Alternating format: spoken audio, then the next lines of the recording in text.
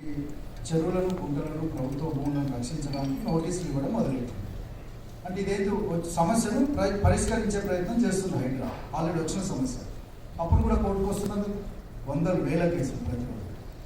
రెండవది, ఎవరైనా ఆక్యుపై చేయడానికి ట్రై చేస్తే చేయకుండా ప్రయత్నం చేయడం, అంటే avoiding the problem.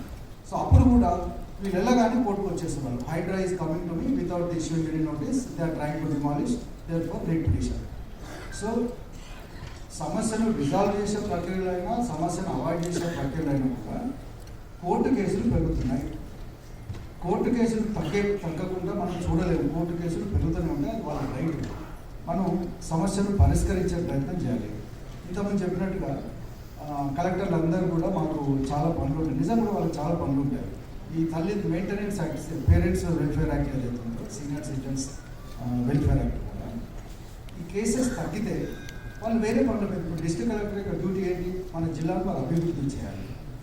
Superintendent of police ఏం చేయాలి? మన దగ్గర లా అండ్ ఆర్డర్ ప్రాబ్లం లేకుండా మన డిస్ట్రిక్ట్ను నేరం లేనటువంటి జిల్లాగా వాళ్ళు చేయాల్సి ఉంటుంది. సో దానికి వాళ్ళు ఏం చేస్తున్నారు? ఇప్పుడు వాళ్ళిద్దరు కలెక్టర్స్ అంతా చెప్పినట్టు maintenance of senior citizens and welfare cases వందల కేసులు ఉంటాయి. నమ్మకం ఫస్ట్ ఏమైందంటే 2007లో చట్టం వచ్చినప్పుడు ఆర్డీఓ పవర్ ఉండేది. ఇప్పుడు తెలంగాణ రూల్స్ అమెండ్ అయిన తర్వాత డిస్ట్రిక్ట్ కలెక్టర్కి పవర్. తల్లిదండ్రులు ఏం చేస్తున్నారు? పిల్లల్ని నమ్మేసి గిఫ్ట్ డీడ్లు, తర్వాత రిజిస్టర్డ్ సైడ్లు, రకరకాల కాగితాలు వాళ్ళు ఎగ్జిక్యూట్ చేసి వాళ్ళ ప్రాపర్టీని వాళ్ళకి ఇస్తున్నారు. ఎఫ్డీలు కొన్నిసార్లు ఇచ్చినప్పుడు ఇచ్చే వరకు చాలా చక్కగా చూస్తున్నాం మనం. ఇచ్చిన తర్వాత వాళ్ళను నిర్లక్ష్యం చేయడం జరగడంతో వాళ్ళు వచ్చి ఇక్కడ అప్లికేషన్ పెట్టడం ఆర్డీఓ దగ్గర, డిస్ట్రిక్ట్ కలెక్టర్ దగ్గర పెట్టిన తర్వాత ఆర్డీఓ, డిస్ట్రిక్ట్ కలెక్టర్ వాళ్ళకి ఎన్నో పనులు ఉంటాయి.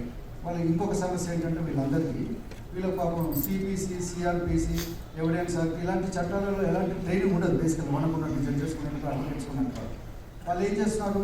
వాళ్ళకు తెలిసిన వాళ్ళు ప్రయత్నం చేస్తున్నారు, చేయట్లేదు నేను అనట్లేదు. వాళ్ళు చదివి అర్థం చేసుకొని జడ్జిమెంట్ చదివి వాళ్ళు జడ్జిమెంట్ రాసే ప్రయత్నం చేస్తున్నారు. సో ఆ క్రమంలో వాళ్ళకి వచ్చే కొన్ని సమస్యలు ఉన్నాయి. దాని తర్వాత అక్కడ ఊరుకుంటారా? తల్లిదండ్రులు ఊరుకోరు, పిల్లలు ఊరుకోరు. వాళ్ళు పైకోర్టుకు వస్తారు, హైకోర్టుకి వచ్చి రిట్ పిటిషన్స్. మీరు నమ్మరండి, ఈ చట్టం ప్రకారం కొన్ని వేల writ petitions senior citizen act, thousands of writ. Because I use to handle revenue roster before municipal roster. Revenue roster handle చేసినప్పుడు డిస్ట్రిక్ట్ కలెక్టర్, ఆర్డీఓ పేరుస్తే రిట్లు వేసేవాళ్ళు కొన్ని వేలు. తర్వాత నేను చాలా కేసెస్లో మీరు అందరూ చెప్పినట్టుగా ఓన్లీ ఫ్యామిలీ కేసులు కాకుండా నేను రెవెన్యూ మ్యాటర్స్, మున్సిపల్ మ్యాటర్స్, దాంట్లో చాలా మ్యాటర్స్లో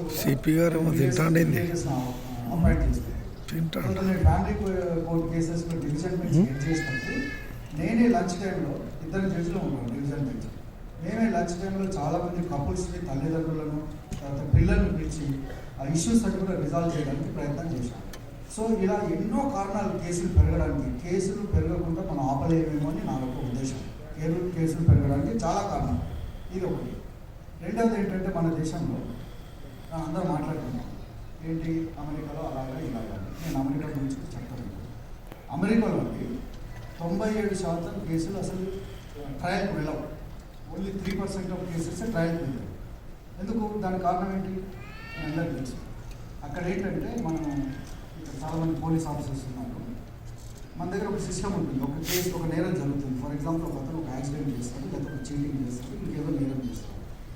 మనం ఫస్ట్ కోర్టుకి వెళ్ళిన తర్వాత మీరు నేరాన్ని ఒప్పుకుంటారో ఒప్పుకోరా, అంటే whether you are pleading guilty or not pleading guilty అని ఒక స్టెప్ ఉంటుంది.